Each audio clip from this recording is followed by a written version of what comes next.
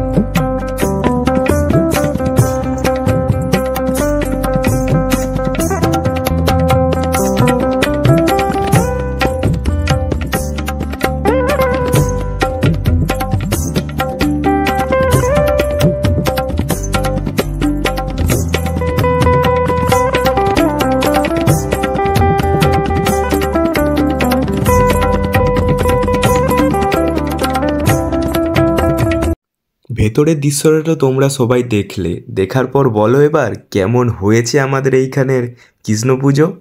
এবার আমি চলে এলাম মেলার দিকে, মেলাটা দেখতে এলাম কেমন কি হয়েছে, কত বড় কি।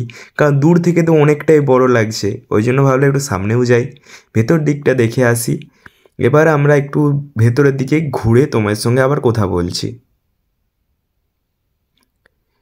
কিছুক্ষণ গাইজ ঘোরার পর এটুকু বুঝতে পেরে গেছি মেলায় ঢুকে যে এইখানে কোনো আমিষ দোকান নেই।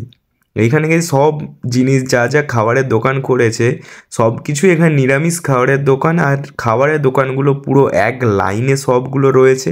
আর ওই পাশে তোমার নর্মালি যেরকম দোকানগুলো হয় এই খেলনা টেলনা এইসবের দোকানটা হয়েছে।